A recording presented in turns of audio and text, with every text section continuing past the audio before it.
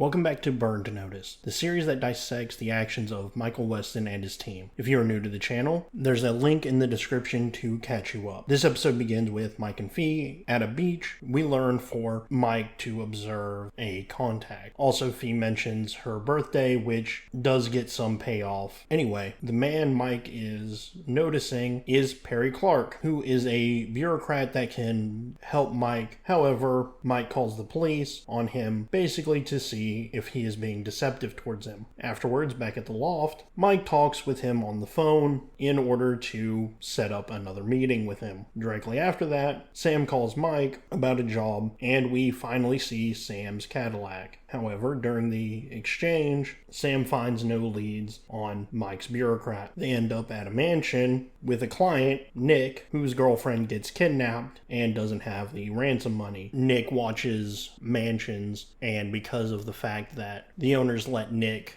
use the cars, people believe that he actually has money. With Mike reluctantly helping Nick, unfortunately, he has to talk to the kidnappers, but with Mike listening in order to find a plan, which is to follow one of the underlings back to the stash spot of Nick's girlfriend. And while doing the surveillance, Free brings up her birthday again. However, Mike is not detoured by this and pegs one of the suspicious customers, which is confirmed when Nick reveals Mike to the henchman, Lucio, forcing Mike to run and Fee to attempt to tase him. Lucio then gets tackled and then aims a gun at Mike with his finger on the trigger. This is where Fee uses a stun gun in order to subdue him. Now, if you know anything about electricity and the human body, you would know that when being electrocuted, your muscles tighten up. Like all of the muscles, like your trigger finger. So this should be a death in Mike's count. However, it doesn't happen, and Mike and Fee bring Lucio back to the loft in order to create some blackmail. Basically in order to make Lucio a double agent working for Mike. This is achieved by faking some photographs and some false documentation, proving to the main kidnapper that Lucio is squealing to the cops. And during the intimidation, Lucio reveals that he is late to talk with Reyes, the boss, which then makes Fee break his foot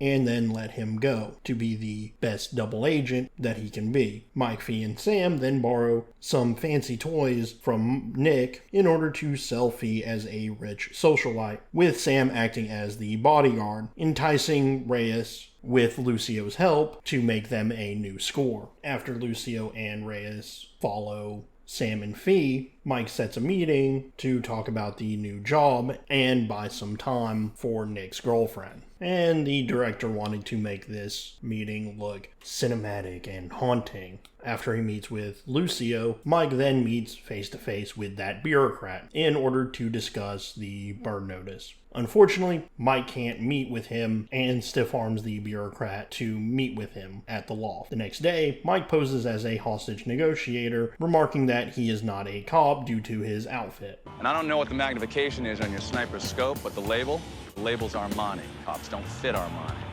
How do I look? Look good, right?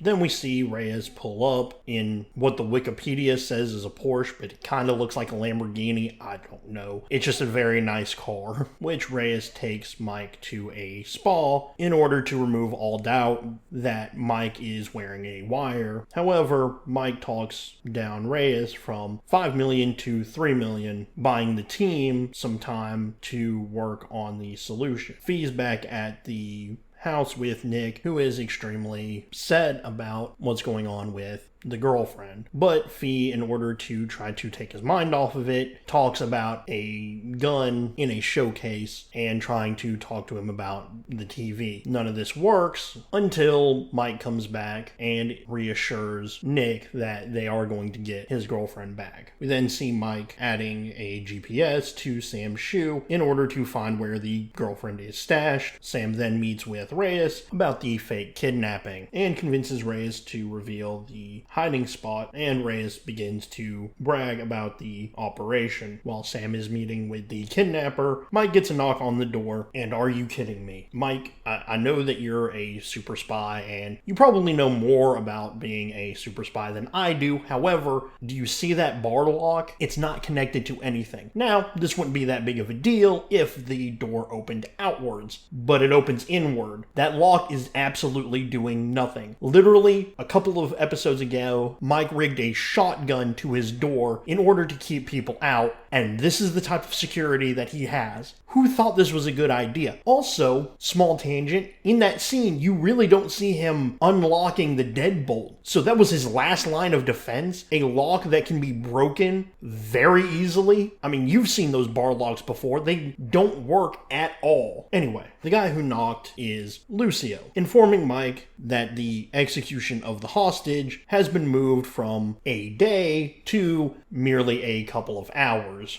Mike then consoles Nick and creates a flashbang and a thermite bomb in order to break into the hiding spot safely. Sam and Fee go to rescue the girl while Mike meets with Reyes, and Mike says, Other option for backup is Nick.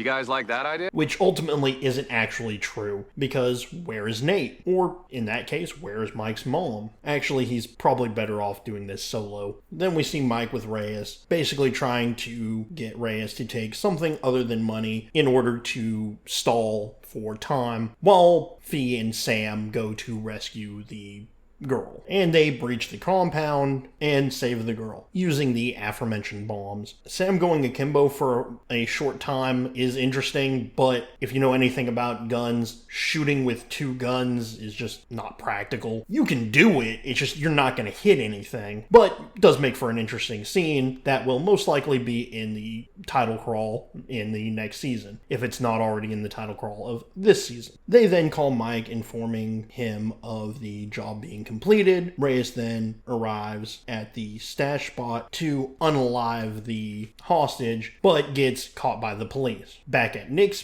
Fee and Sam show up to deliver the girlfriend, and she finds out about Nick's lies. She also hits Nick, which he kind of deserves it. I mean, he's living this lap of luxury, but he really doesn't have the lap or the luxury, so he was deserved to get hit. Also, Sam offers Mike the possibility of borrowing the caddy, which is interesting because that might be part of the foreshadowing. But anyway, the bureaucrat meets with Mike at the loft. This meeting should forward the burn notice, and this can't be a trap at all. Oh wait, the bureaucrat attacks Mike, and Mike grabs the gun under his sink and shoots him in the side, which is interesting because when the bureaucrat stands up, the shot is at center mass, which is weird because there would have been not really a good way for him to shoot him in the chest from where they were wrestling. Anyway, this episode ends without any progress on the burn notice and Mike giving Fee the